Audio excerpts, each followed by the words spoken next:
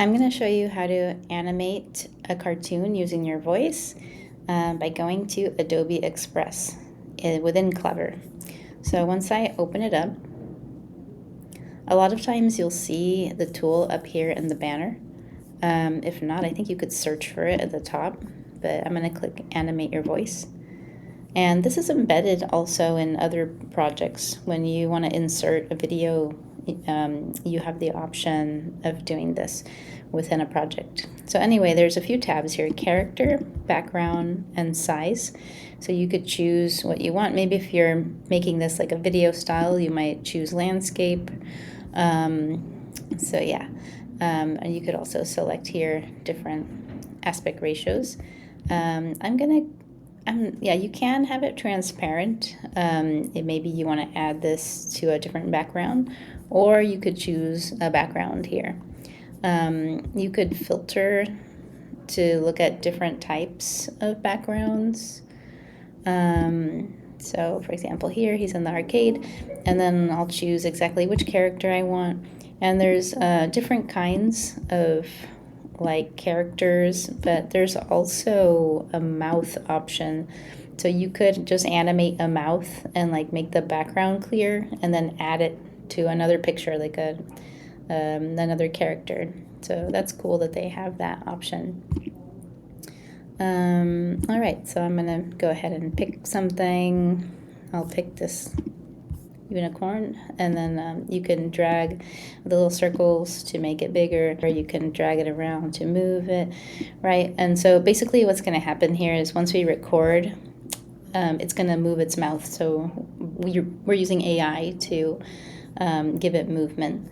Once you're done choosing everything you want, then you can click Enhance Speech, and this will remove background noise. So very useful for a noisy classroom. Your kids don't have to go outside, but maybe you want to send some outside anyway, but it really does work, reducing the background noise. So once I click record, it counts down 3, 2, 1, and then I record my message. Hi, my name's Janie, and I love to play video games. One of my favorite video games is Animal Crossing. And then I could click done, and this is really the part that takes the longest. It might take a couple minutes to process.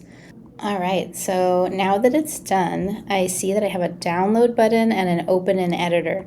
So I could go ahead and download this and maybe upload it to Google Classroom or something, or I can open it in the editor to make more changes.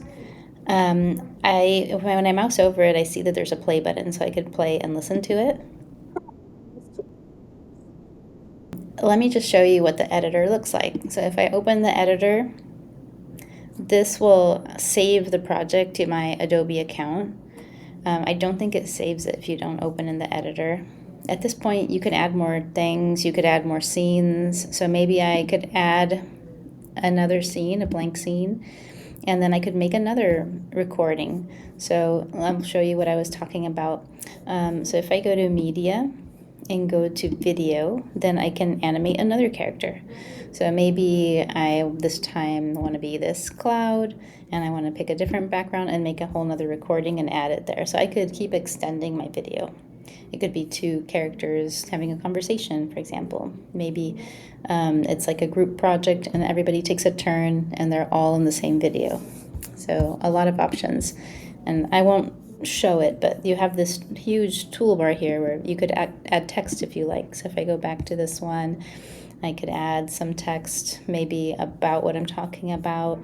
You can go to media and search for images. You can add icons under the elements, and all of this saves. If I go back to this Adobe icon, you have this little folder with your stuff, so it automatically saves in there. I think this is a great activity for anything where you want to get your students talking about what they've learned, especially ELD or some kind of language class where you want students to be practicing their speech.